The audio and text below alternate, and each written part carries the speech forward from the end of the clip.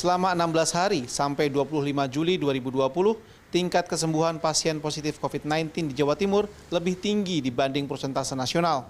Di Jawa Timur ada 11.500 pasien sembuh atau sekitar 58%, melebihi persentase kesembuhan nasional sebanyak 56%. Data Pemprov Jawa Timur menyebut, hingga 25 Juli 2020 masih ada 6.800-an atau 34 pasien yang masih dirawat di rumah sakit. Namun, kematian akibat COVID-19 di Jawa Timur masih tertinggi di Indonesia, mencapai 1.589 per 25 Juli 2020. Nah, tiga-tiganya ini kita tuh udah lihat sekarang, peningkatan kapasitas testing yang sangat signifikan dengan tambahan juga kegiatan tracing, ya. Ini turut berkontribusi juga kepada dua hal. Satu, tingkat memang identifikasi kasus yang mungkin selama ini belum terbuka saja, belum terkuak gitu. Sehingga dengan adanya peningkatan testing ini kita jadi bisa tahu berapa angka yang lebih mendekati real di masyarakat. Ada berapa persen atau mungkin sampai menyebut angka tingkat peningkatan tracing dan juga testing?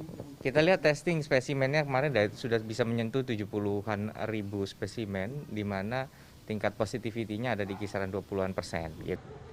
Masih tingginya jumlah kasus positif di Jawa Timur yang mencapai 20.000 kasus lebih tidak lepas dari masih tingginya pula kasus positif di 3 daerah, Kota Surabaya, Kabupaten Gresik, dan Sidoarjo.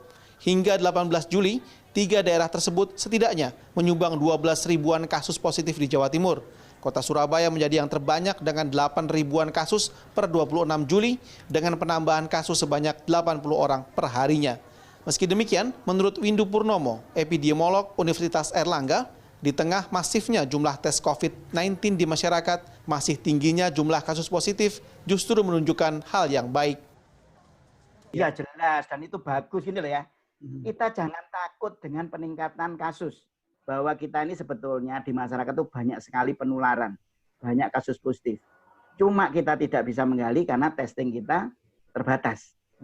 Nah, dan mudah-mudahan testing kita dengan cara-cara seperti yang diperkenalkan tadi, full qPCR, kita bisa melakukan testing sebanyak mungkin yang ideal, sehingga kita bisa mendapatkan kasus banyak mungkin. Nggak usah khawatir tiba-tiba misalnya Surabaya melonjak tinggi, nggak usah khawatir. Itu adalah karena kita berhasil menggali kasus yang positif di bawah, dan itu segera bisa kita kunci. Yang penting itu jangan sampai yang mati banyak. Kasus banyak positif nggak apa-apa, tapi jangan banyak yang mati. Itu yang penting.